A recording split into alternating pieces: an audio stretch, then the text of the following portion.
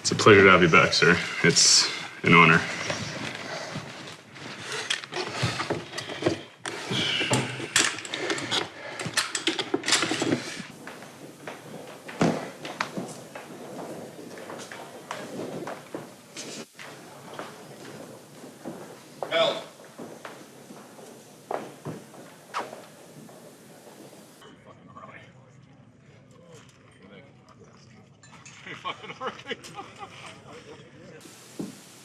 Depends on my mood. Right now, fine.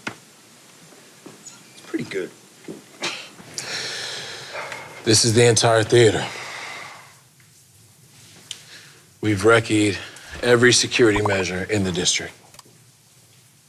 As you can see, there are no dead zones. So we have to create one.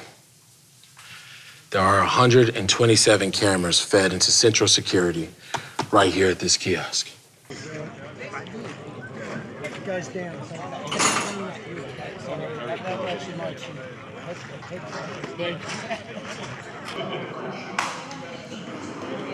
Take it here.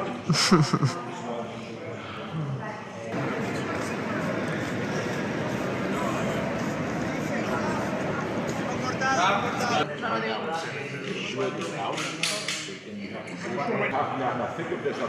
Think of this, okay? Think of the angle. You guys are gonna have to go right behind him. Right here. So that's what the door up. Hands on. So this is Action.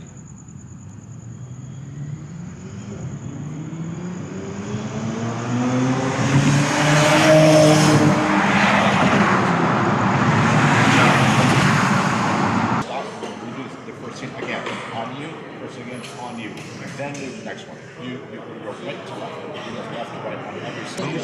And then put it on him. You get it? Hand it to him. And when you pass it to him, you're passing. You're like, you know what I'm saying? In other words, you're purposely giving him part of the whole unit. You're like,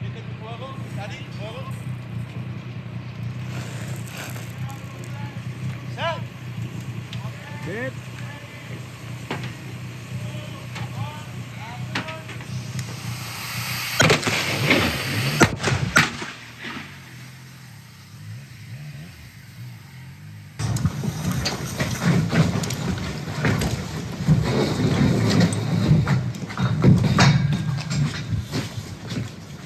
Venga, siguiente. O lo poca, Tom, lo poca, Tom. A ver, lo poca, controla lo poca.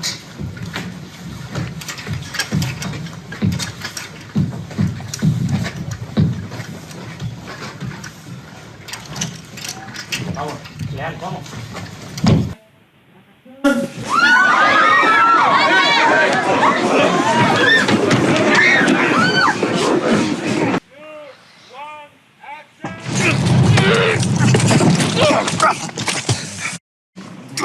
cracks me up when people pull guns on people. Just shoot them.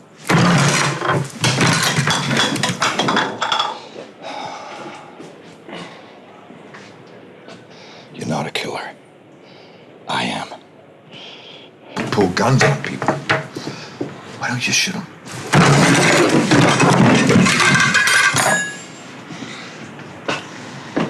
You're not a killer.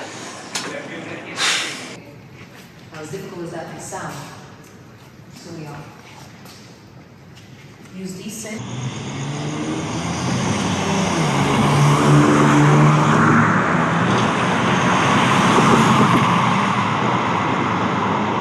Action. Your suit. It's an ISR. Records in every direction. Well, you sure this thing works? I've worn these in 500 jewelry stores. I know they work. Right. Well, you're a woman. They tend to get frisked, especially beautiful ones. Well, neither do cops. Okay, neither do cops, especially good ones. Ones can't read it.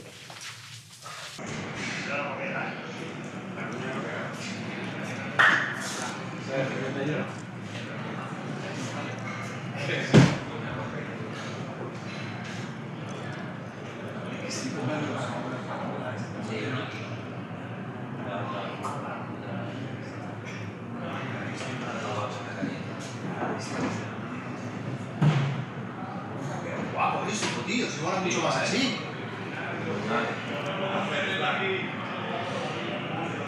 ¿Pero qué hacemos? ¿Por qué?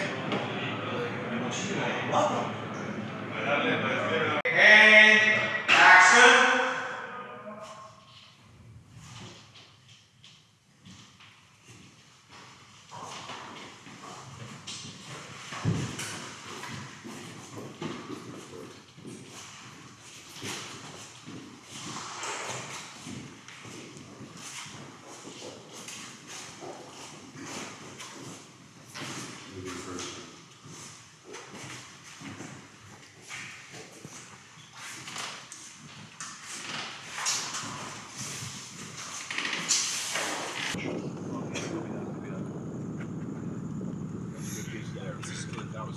You have the counters are nice, but closer again, and hopefully the fucking gun doesn't get moved.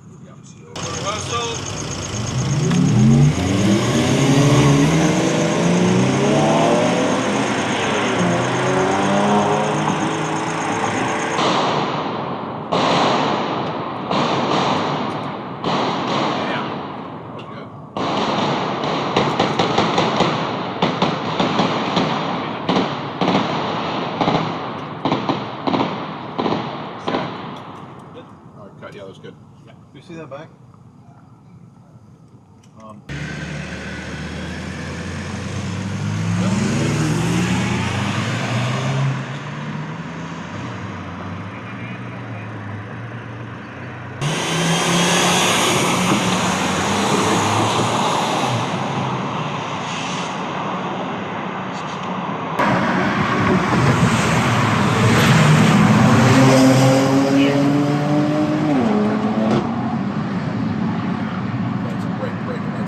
Lights off. Yeah, get out, get out. Yes.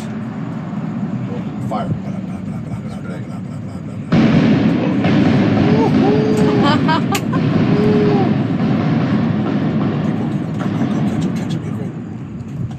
Yeah! That was fucked. My other phone. The blue Audi wasn't, the Because red this Audi is was in no front good though quality. the whole time. Yeah. Yeah, we gotta do it again. That part was amazing. Yeah. Okay, the blue Audi needs to be more in front, not the red Audi.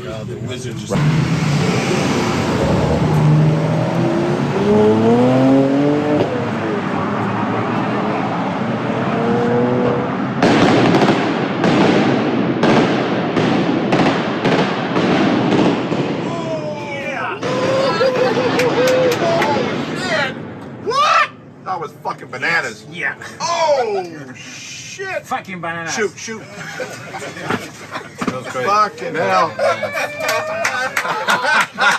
Fucking banana. It's going to sell you. I broke my back here.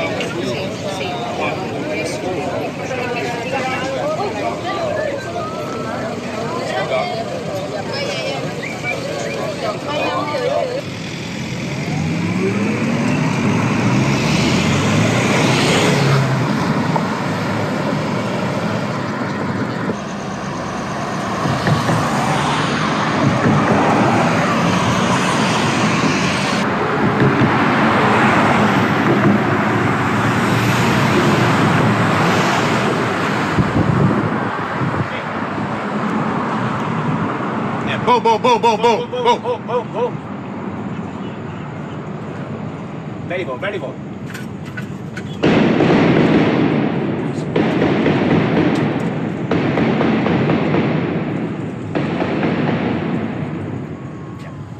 Roll down window, Nick. Go out the window. Okay, cut. All the way around, and then when it hits, then you end up throwing your body over. But up until that point, as we're spinning, Because you're trying to, am I to the right? You're trying to brace against it, but your momentum is throwing you to the left. Left. I saw him go to the right, and I think that's because as the car's spinning, actually, You're it's trying- almost like because we're actually spinning, and it's like we're in reverse. So you're actually not going to the left. We're in reverse. We're going to the right, backwards, and then as it hits, Like, what do you think? Yeah, I think as the car goes out like this, your momentum would be going right, and then as it hits, of course you boom go to the left, and then you can bounce off of something. In other words, as you're turning, you're trying to resist. You're resisting. When you hit, boom, and then whiplash it to the right. Yeah. Bounce Going this way. 3, 2, 1, action!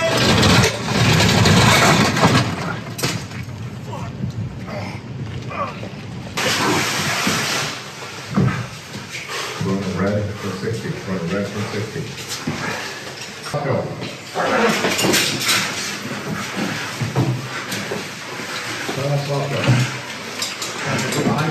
High jog on it. Hands on shoulder. Hands on shoulder. Going to red, 85. You're ready. And we'll say he's opening it. Now it's open. For opening it, you're like nervous, and then you open it, and you're like, holy fuck. I mean, you've seen it before, no, but it's like, dude, it's working like this is crazy. You know what I mean? Yeah. Under his tricep. Oh, you push me. All right. And now, get out here. Got one more reps in here. Whatever you can do. Whatever you can do. Good.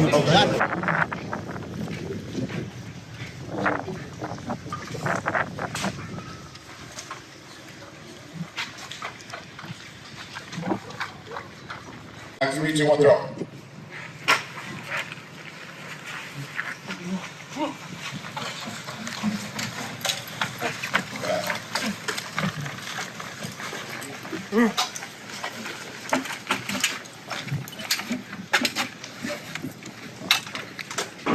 Fuchs still firing? Yes. Nick, Slavko, fire back, right? Yeah. And then that's this whole run, right? Yes. Then in the third run, we'll have Nick go in and Slavko, and then Open the door. Hold it. So blue Audi in front. Yeah. Right. Nick comes out. Yeah. Slavko through the window. Yeah. Fire back. They drop back. Alec comes forward. Yeah. Right. Alec and Slavko coming forward. Yeah. All in there. Then that means you're self-confident. Right? I think it's the whole thing is turned around. Because then there's a lull, which is still then it's like. Yeah. And then you do that. Did I do the chuckle better? Curve up there, and you both sit up. You're on that curve, he's on that curve, we're playing like that. And you both like sitting there, look at each other in the video, you're both fucking exhausted. See, exhausted. And we'll show you guys like look at each other. That's what it is. That's what it is. Nah. Okay, so come on. Keep it.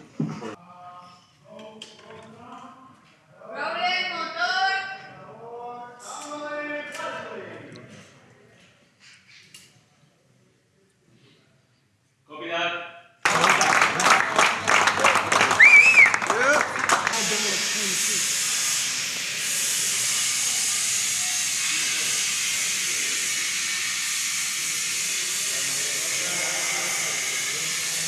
Charlie Mark.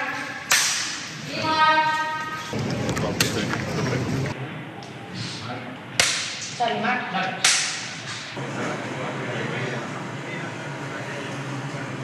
Cut. 3, 2, 1, go, action.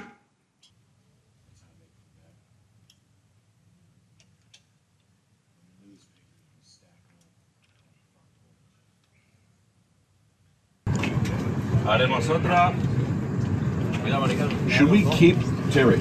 We're gonna do another one. When I read her and her scenes, I was like, this is me.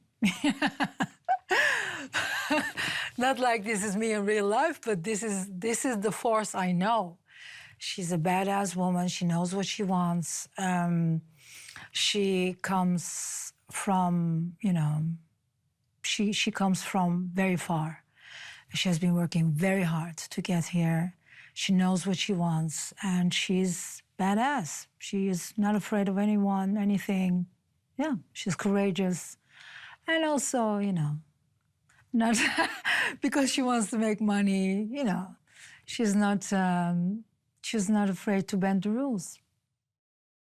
This was such a great experience. The Spanish crew, Christian, the producers, my colleagues, everybody was so nice. This was an awesome experience. And Tenerife, so I loved it. It's in his DNA. It's like, you know, he knows it so well, and the vision he holds for it is so inside of him, and he shares it. And so there is this innate knowing, and which is not, you know, he doesn't isolate you from it. He shares the vision with so much passion.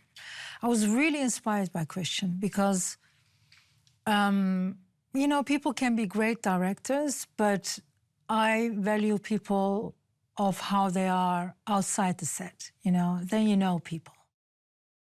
Amazing. Yeah. Such a real person. You know, again, as I said, you know, I've known him, of course, as an actor. I've seen films of him before we started. I've watched his films again to try to feel like behind the scenes, from actor to actor, what is it that he's doing? And on this set, again, you see the person, you know, behind the scenes. There's so much he has to carry, and he does this with so much generosity and warmth, and always having real heartfelt time for everybody, open, but also, and available, emotionally available as a human being. When the audience sees Den of Thieves 2, Pantera, in the theaters, I hope they are left with a little bit of vengeance towards Donnie. You know, like the guy went away, and I hope they are like, okay, what are we gonna do? Are we going after this guy? And then I hope they are like swept off their feet because of, you know, it starts immediately with action and everything. And yeah, going on this great journey. And I hope they all fall in love with Europe, the beauty of Europe, and all the different cultures and ethnicities that are in this movie. And I hope that they don't know who to root for, you know? And at the end, feel deeply satisfied of this adventure that they came with us. Gerry said to me when we first met him that Christian Gudegast is the most prepared director that we've ever worked with, because he's written the script and he knows exactly what he wants. And he you know, he just is kind of a genius at writing and directing. And yeah, it's a big advantage when you have somebody who is that gifted, you know, directing a script that he wrote. The two of them had a great relationship in the first movie, but the relationship now becomes even deeper and more fulfilling. And I'm not going to give away what's going on in this movie, but for fans of the first one, this is an extraordinary film. For people who never saw the first one, this is going to be an amazing, amazing journey for them. And they're going to want to see Den of Thieves 1. Butler, well, Gerry's my producing partner, and also I manage his career. And he is Big Nick. I mean, if anyone saw the first movie, they would know that it's a different character than Gerry's ever played before. And this character that he's doing now in Den of Thieves 2 is a character that has fallen on hard times, like really hard times. And Gerry is knocking out of the ballpark. I'm so proud of what he's bringing every day to the set. It's amazing to watch him, actually. O'Shea just makes me laugh. When you're with him on the set, I mean, he brings such levity and such, you know, charm, and he's just so winning. And on screen, the camera really captures that. He's so much fun to be around. Well, I think audiences, when they see this in the theater, will find themselves being, you know, sucked into a world that they've never really seen before. And I think they will be very, very excited by it. I mean, how many people get to witness a heist in a foreign country? And I think they will be on a very, very exciting ride seeing this movie. I'm just excited to watch the audience the first time we have a screening of it and seeing their faces, because this movie is gonna be a big, big, big deal. Well, I really liked Christian's writing. I thought it was flowing, and that's kind of what you want as an actress. And I thought Christian was cool. I thought the character was awesome. And also, like, because he's writing it and directing it, I felt that was a very interesting way to work. I think Giovanna is like, she has a specific type of color when it comes to, you know, it's like when you're making a cake, she is a very specific ingredients within this world, which I think is very nice. And she's fun to play. There are a lot of us from the cast living in the same hotel, so it almost feels like being back to summer camp. And it's nice, you know, we have breakfast together, we chill by the pool, we hang out, we talk. It's very fun. They're so nice. I mean, Gerard Butler is Gerard Butler, you know. We're talking about Jerry now, so he's the leader of this show, definitely. We've grown up with him. Respect, you know, what he did. And for me, it's a blessing. I'm so lucky to be part of this project, you know, with him also, with 𝗗𝗟, which is... I've got the best impression for 𝗗𝗟 Jackson on this show. So, such a human being, such a humble guy, he comes from, of course, big fan of his dad. So respect him a lot. But also the other cast, I've been with him a month here in Tenerife, and we've been just friends and family now, you know. The most important is because he knows everything. He wrote himself, he knows the characters, he knows the plans, he knows the twist, he knows the drama, he knows how the thriller gonna go. And I met him the first time in Tenerife, the first day I came, and he explained everything about my character. I think the public gonna love it. The public gonna enjoy it.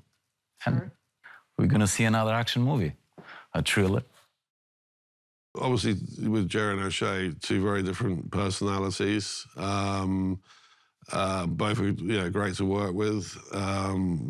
They're really enthused by the film, I think, and want to, you know, give suggestions and give their all. You know, he's really, you know, dived in and done literally 99% of everything, which has been great. The opening sequence, you know, we had all the toys at the airport, you know, which was a, you know, complicated location, you know, security-wise, getting everyone in, you know, and doing high-speed car chases at the airport, but they were very, very welcoming and everything we wanted, I think we achieved. Obviously, the big thing coming up is the car chases, which we've done, you know, many rehearsals, and they're rehearsing more and more.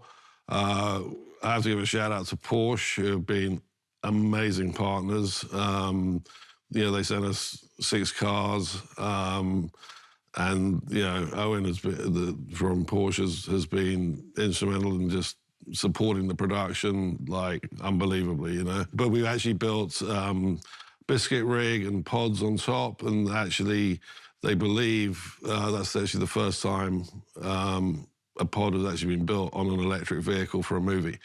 So, Guinness Book of Records, there you go. It's a smart movie, as in the planning, the execution. I think there's laughs, there's a lot of tension, there's some cool action.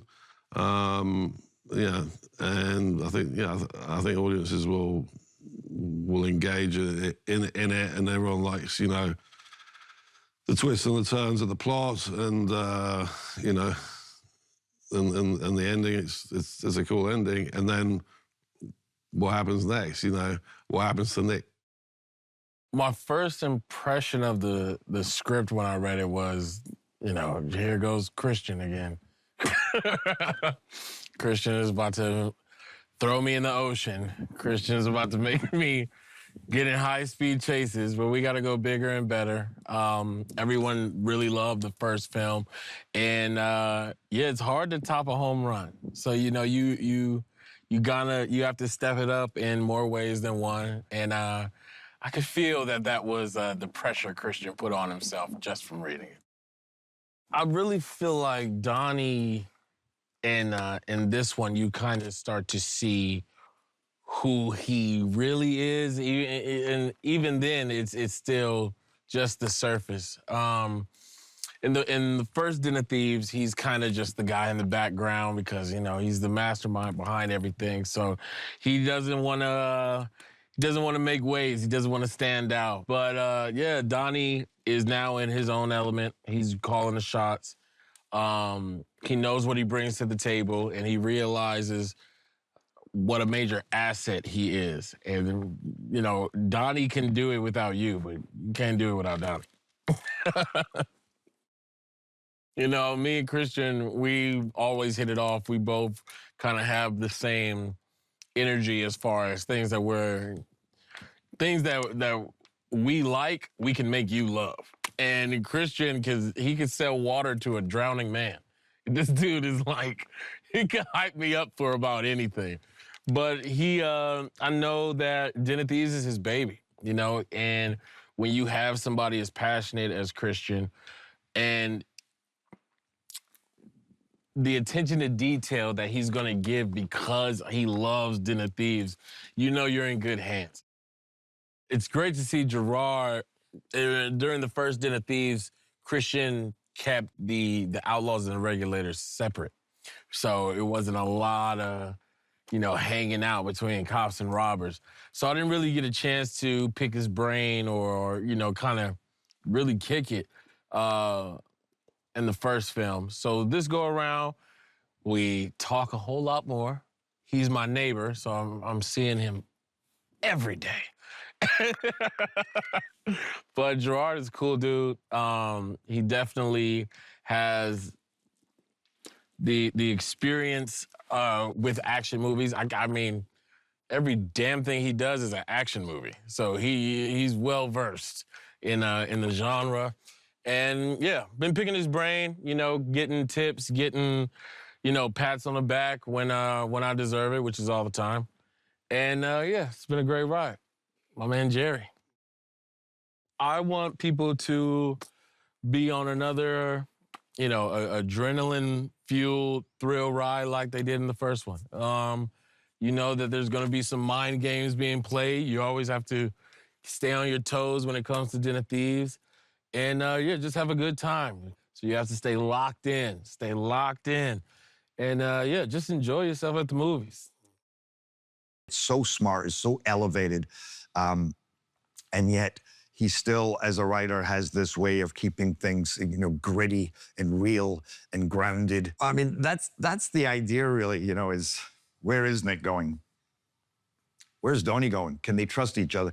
There's this real Butch Cassidy and Sundance element, except maybe it's even more than that, because at the same time, one is still a cop and one's a villain, and who is ultimately going to screw over the other one, or not?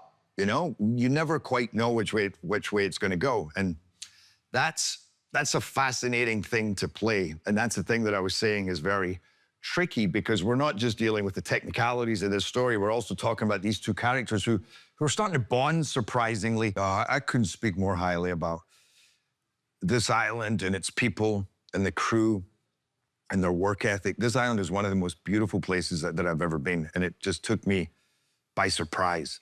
You know, even just as a visitor to see what this island has, but then to use it cinematically and all that scope. And it is actually, because there's a lot of different influences in Tenerife, you know, that it can double for a lot of different places. I mean, basically Tenerife here has been Heathrow, it's been airports, it's been Marseille, it's been Nice. I'm thinking, well, we're missing other places, but I'm constantly like, oh my God, now we're here, but we're still just in Tenerife. O'Shea is my hero.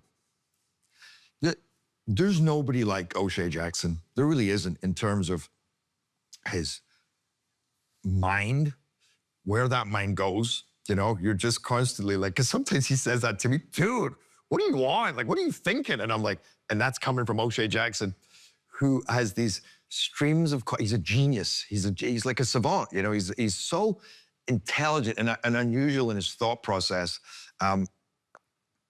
Who, you know, it's funny because he's obviously the son of a notorious, you know, hip hop artist who has a badass reputation, and yet you couldn't meet a better brought up kid, you know? He's just the biggest heart, so nice with everybody. This movie, I didn't really slap him around so much, so we had more of a chance to talk and hang out and spend time together. And even we both rented villas. It's a big island, but we rented villas right next door to each other, and we had some great heart-to-hearts, you know? And then as an actor, he's so talented and it's effortless. I know Christian as a director, he leads such a, you know, we make these movies, especially in the Den movies, we try to do so much, get so much in.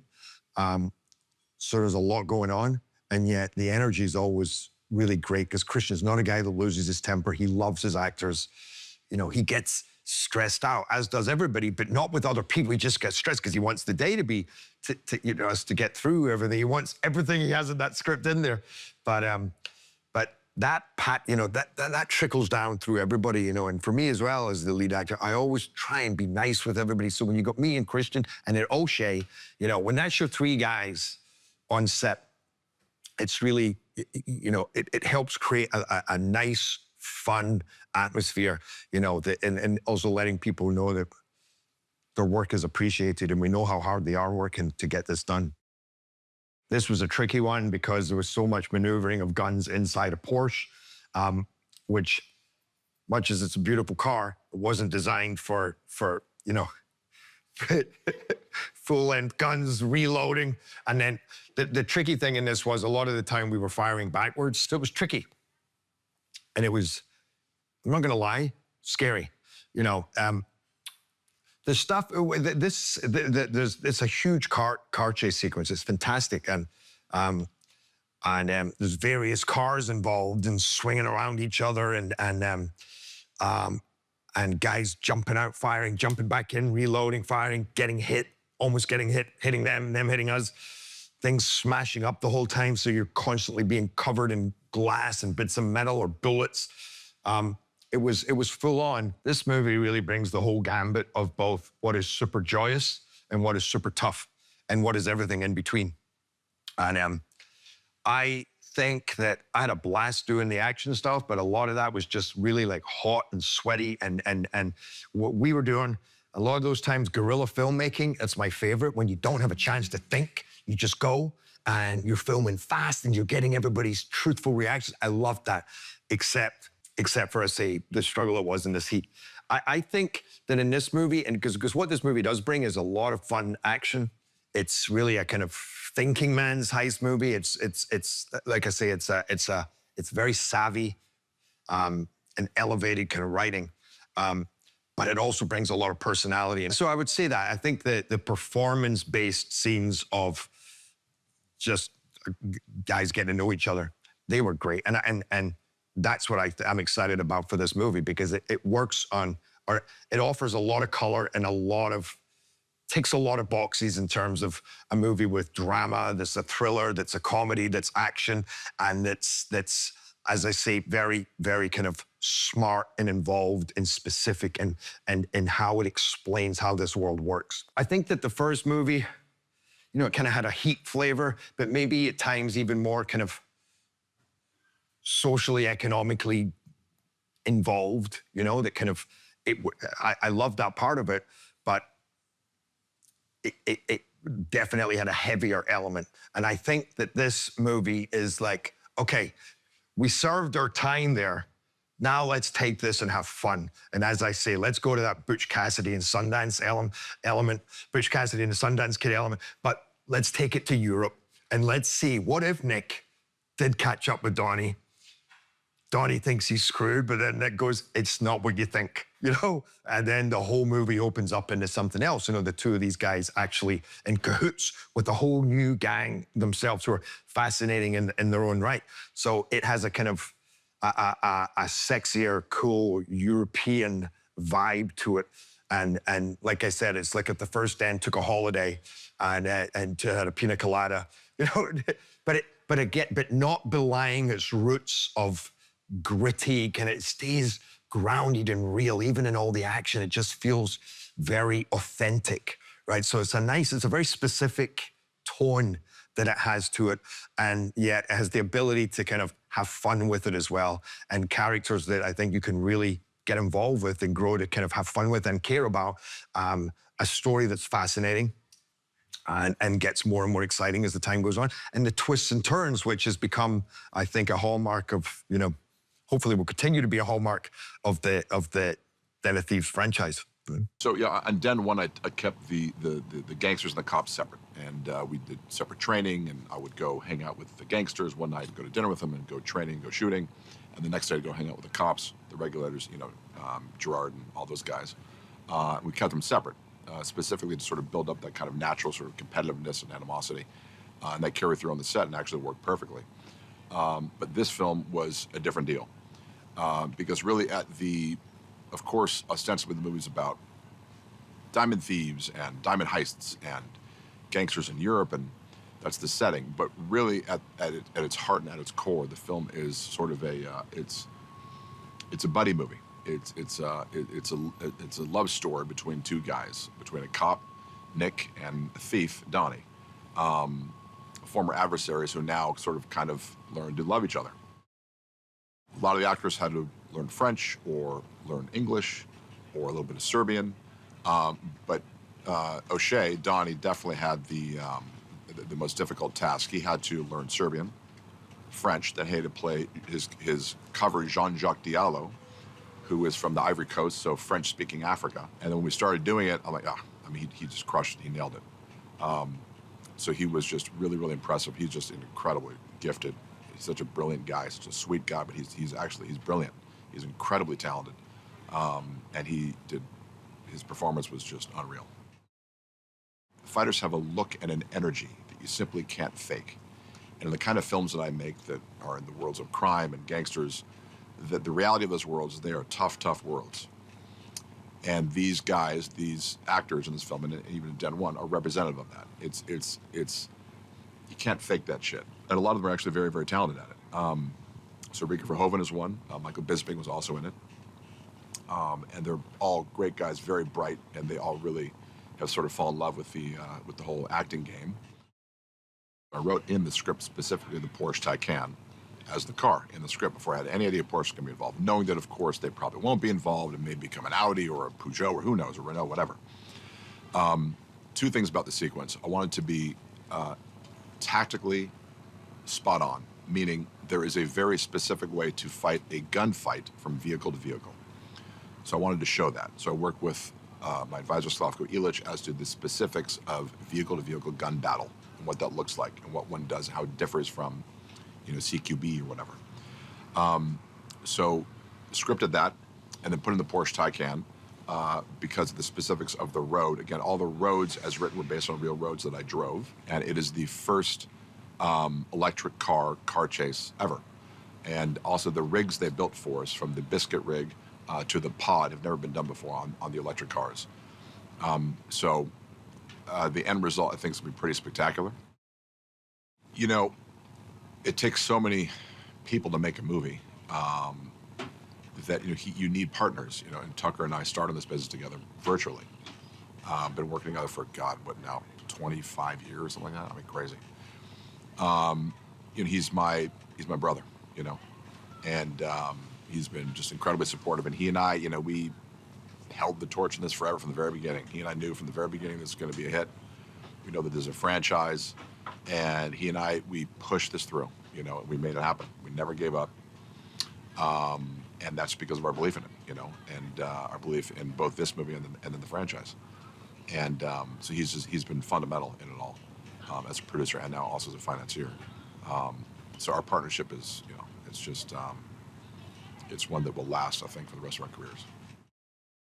The best part of making this movie was to see the relationships that the cast built with one another, starting with Gerard and O'Shea, and the brotherhood and the bond and the sisterhood between all of us. All the Panthers, from Aveen to Salvatore to Dino Kelly to see all those characters come to life and to see how everybody got along and to see the love between everybody brought it every single day. The enthusiasm and the love that everybody brought to this project is really, it's touching, you know. Watching him perform was unreal. It was surreal for me because he was, again, doing it, the specificity, the little moments that he would pick up on from the script exactly as I had written them. And then he would even exceed it. I found his performance to be extraordinary. And he completely and totally embodies Big Nick and just brings the gravitas, the tortured soul, the humor, the weight, and just all the little moments he was able to play, all the little nuances he was able to bring to all the expressions, all the moments was just, it was a joy to watch. For me to please 𝗏𝗏 was a real challenge because, you know, 𝗏𝗏 is supposed to be Serbian, so I have to learn some Serbian languages. I'm Italian, and I have to speak English too, so it was a really challenge for me to do all these things. And then we have to do a lot of action stuff, so it was funny, but it was at the same time, you know, a little bit intense. So if I have to say a word to explain what 𝗏𝗏 will do in this movie, I would love to say intense. So look at him from outside. It was, you know, he's a tough guy. He's greatest actor, one of the greatest actor, and I have to say he's great actor, great man, so funny. So we spent a lot of time to have fun with him, with O'Shea, with the other guys. So I'm, you know, it was, and he's a really honor for me to work with him. I know some of the movie that he wrote, so at the beginning I was, you know, curious to know him, to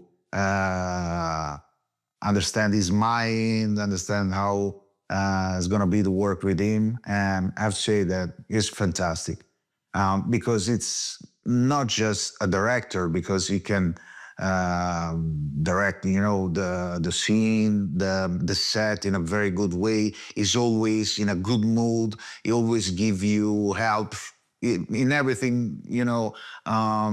So it's fantastic. But like Ryder, he can help you about the lines.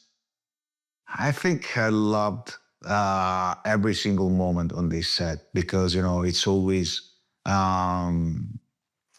you know, not just an amazing experience, it's something different to work with people that comes from all around the world, you know, not just American. I'm Italian, there's the Balkans, there's having like from Sweden, it's people from all around the world. And, you know, we are in this beautiful land. So it was fantastic.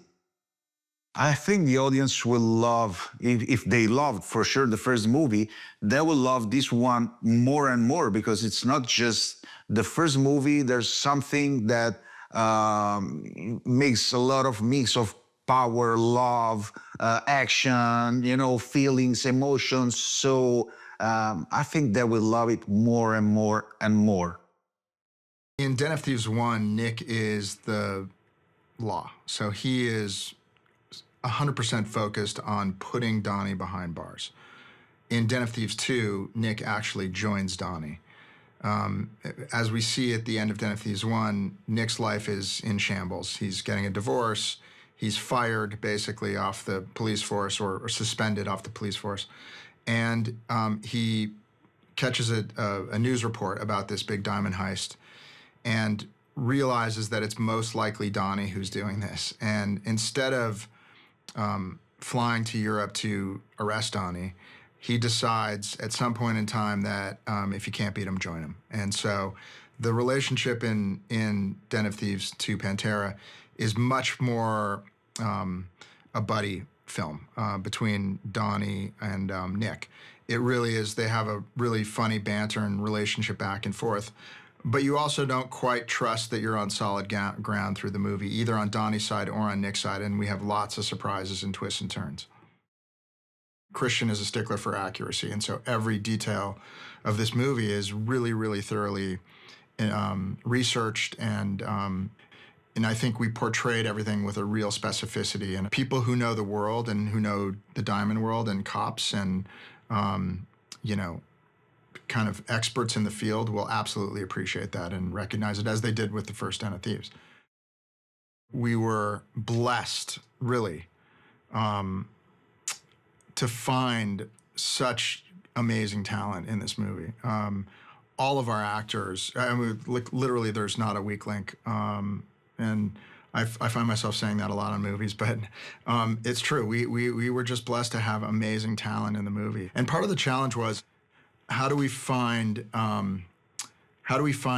people and actors who will understand what we're trying to accomplish, feel organic to this world of sort of seedy underworld, you know, European criminals, but also have their own arcs. And they were all phenomenal at it. It was really great. We were lucky to have everyone.